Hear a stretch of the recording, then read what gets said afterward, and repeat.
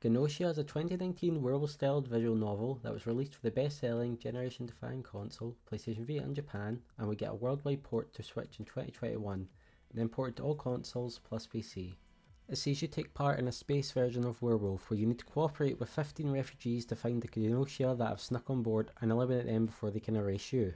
For a quick summary of Werewolf, you use special roles in deduction to find the fakes within a group of people. While the names of these roles change per game, they normally have the same powers with minor modifications. Anybody who has played Town of Salem or Raging Loop will have a basic idea of gameplay, but we'll go into more detail later. Gnosia was created by the 4-person team called Petit Depito. There's not a huge amount I can tell you about the team. I don't read Japanese, and from my research they mainly worked on adventure games for 2012. The team has been working together for some time and I actually look forward to their next release. Gnosia is their first werewolf game, and the fact that they got so much right on their first go says a lot. I do not actually plan to discuss major spoilers in this video until the ending, which requires its own section. Gnosia normally goes on sale for about £15 to £20. If anything I've said so far has piqued your interest, I recommend buying the game and experiencing it and then coming back to this video.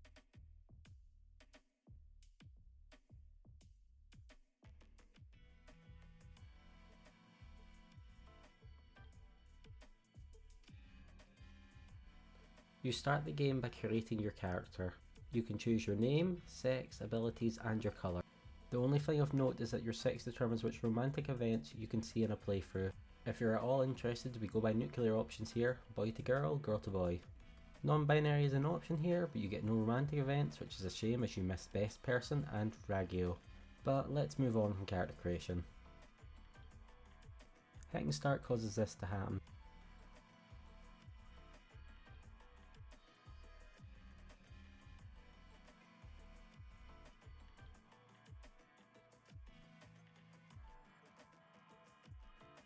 After that, best person Setsu asks if we understand. We are given two options, both leading to us following Setsu to the console room. Setsu asks us a totally normal question before saying that somebody we are about to meet wants to wipe out humanity. We meet three people: Gina, SQ and Ragio.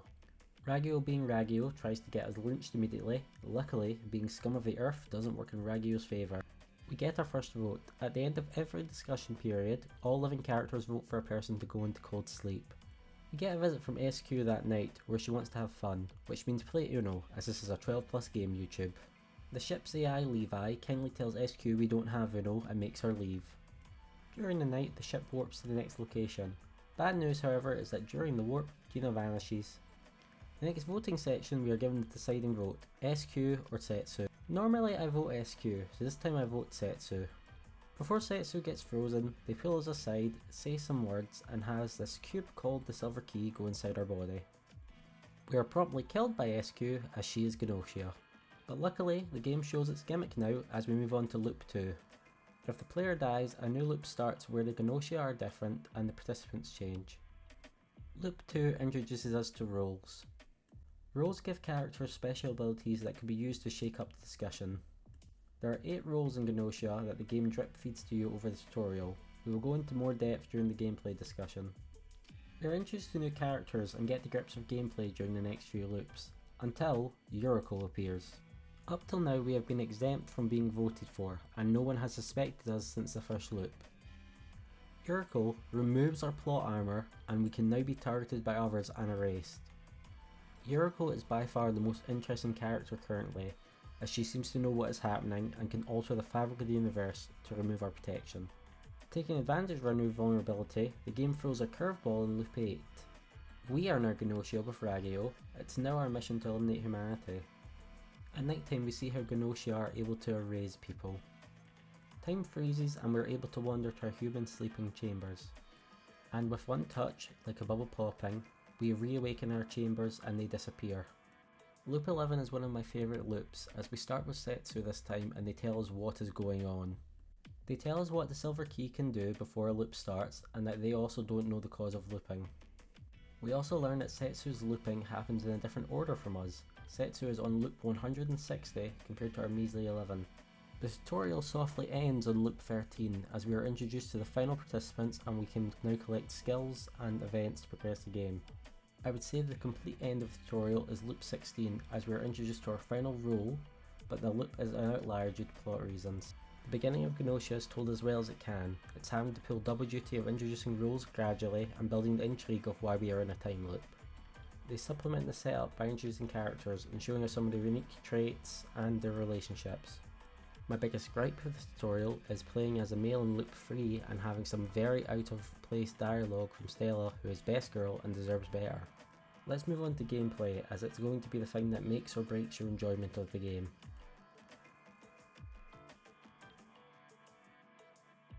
There are distinct phases of Gnosia's core gameplay: discussion, voting, free time, and nighttime.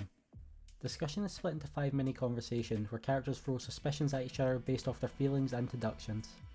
Everything impacts your trust with characters in this phase. Even not talking can lead to suspicion, as it looks like you're trying to avoid attention. The opposite is true, where talking too much can lead to you pushing a narrative. At the end of a discussion, we enter the voting period. Everyone gets one vote. In the event of a tie, you enter a 2 mini discussion period and then you have a revote between those that are tied. If a majority vote isn't reached, we enter a special discussion period where we vote to freeze all tied participants or skip the freezing. If this can't be reached, we skip the freezing and everyone gets one more day. This is the bare bones description of the first 2 stages. There is a lot more complex things happening behind the scenes, but that isn't really important for this video. The discussion period is a period which you will just learn as you play. It is very hard to explain in detail. Free time occurs if a win condition hasn't been achieved during the voting. On the map you can find other participants and spend time with one of them, raising the chance they will protect you during discussion, or, if they are Gnosia, won't target you. The colour and gender you choose at character creation affects how people feel about you as well. Example, being a male makes Stella like you more, and having yellow as a colour boosts your relationship with SQ. This does not mean that you having a preference for one character will mean that they are your friend during every loop. Free time also allows you to view events. Events can unlock new skills which can be used during discussions. They have a range of uses, from asking people with roles to step forward to begging for your life if you get voted. Voting rewards EXP, which you can use to level your abilities, giving you more control over discussion. You can spend these points in your cabin. The main point of free time is to go to events. The bulk of Gnosia is trying to unlock crew data, which is normally locked behind free time events. To get the end of Gnosia, you need every crew data, which means you will be prioritising events over everything else. There are pros and cons to this system. Pros: as crew data is unlocked, participant stats improve, meaning that your EXP improves, letting you level up quicker. The setup you do before every loop has an event search button which sets conditions so that they have a chance to unlock new events. Cons: a chance to unlock events means that you are not guaranteed to get an event. I've spent hours searching for one event. Events can take multiple days to complete. Case in point, this event that requires Jonas to be removed. You and Setsu need to survive, and for neither of you to be Gnosia or Bug. This is one of the easier events in late game. You are not told the conditions for events and crew data, just the role if required, meaning you can mess up on the first discussion and miss the event of that loop. Nighttime is the simplest part of the game. Some roles have abilities at nighttime. For the most part, if you're playing a normal role, you will just skip to the next discussion period and find out who has went missing. To better explain, let's go over the nighttime roles. Engineers can scan a participant at nighttime, revealing if they are human or Gnosia. Also, if you scan the bug, the universe realises the bug shouldn't exist and erases them. Gnosia choose a target at nighttime, and if they are pretending to be another role, choose their lie. For example, if they are pretending to be an engineer, they could say that Setsu is Gnosia the next day. Guardian Angel can choose a person to protect once per night to stop Gnosia attacks. If they end up being targeted, they will survive that night. Doctors do their role automatically at night. They choose the frozen body to check if it's human. AC Follower is a human which is sided with Gnosia, and as such is the only human role that wins if Gnosia wins. They have the ability to lie and claim roles just like Gnosia, but they are still counted as human, so they can be targeted by Gnosia. Bugs also have the ability to claim and lie about roles. However, bugs win no matter what if they are alive at the game's conclusion. There are 2 more roles that don't do anything at night time, but let's just go over them now. Crewmates are normal humans with no abilities. Guard Duty are 2 confirmed humans that are exempt from suspicion, but are easy targets for Gnosia. To make victory conditions easier, here's a simple explanation. Crewmates, Engineer, Doctor, Guardian Angel and Guard Duty win if all Genosha are frozen and the bug is eliminated. Genosha and AC Follower win if Genosha equal or outnumber humans and the bug is eliminated. Finally, like I said, bugs win if they are still alive at the game end. Before this video ends, let's touch upon the characters of Genosha.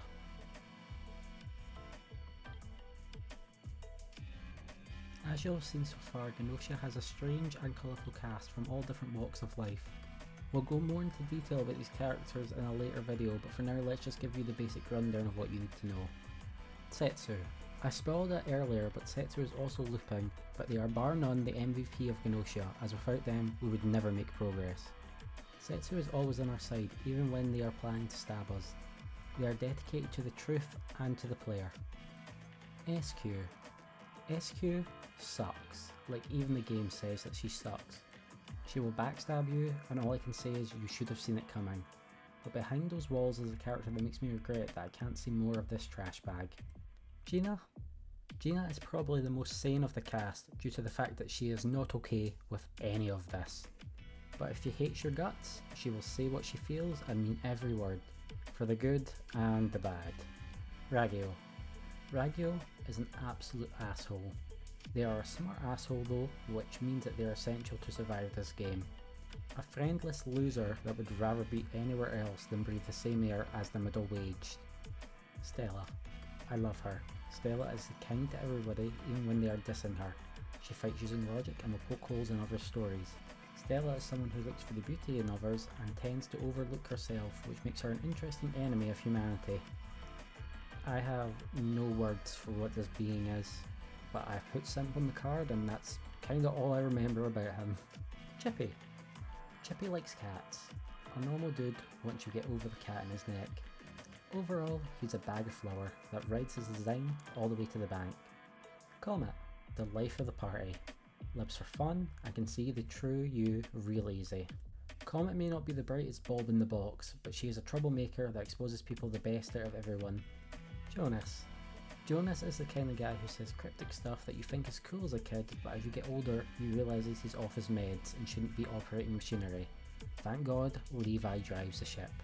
The sole reason that this man hasn't died is because Stella has made sure this man has been drinking water. But Jonas is a wild card that I never know what he's thinking. Karushka, a mute with so much personality. Karushka takes charge and uses others' emotions to get people to do what she wants. She is my favourite character, and she is a character that I will be thinking what the fuck is happening for years to come. Otome. Actual baby. Otome has grown on me over time, and for a baby that uses a stroller that's really tough to do. I die to this child a lot, like way too much. Otome is kind, but will do what needs to be done. Remnan. Trauma. Remen is a man defined by trauma, and would rather spend the rest of his life with machines. Xiaming is the man who would do anything to survive, and I mean anything. This man will eat dirt, crawl through sewers and break every law just to keep going. A dumpster fire of a person. He is this little guy who barely stands out and will need support to survive the voting. Yuriko. Lastly, Yuriko. Yuriko is terrifying. Absolute terrifying. She's so scary that she is the only character without a Genosha form. Her Genosha form was removed after the Vita versions, but it lives on as my icon. These are the characters you'll be interacting with, and I hope you like them because they will be killing you for the next 10 hours of gameplay.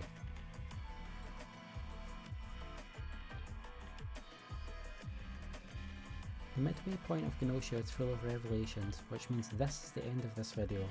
There will be a follow-up video addressing the second half of the story. But I need to say again to those who love werewolf styled games, Genosha is worth your time. Genosha is a game made with love and that shows throughout, but it's one of those games that is better experienced than watching. Your relationships are a cornerstone of the game's enjoyment, and it is the heart poured into these characters and story that makes Genosha a masterpiece. Continued in part 2.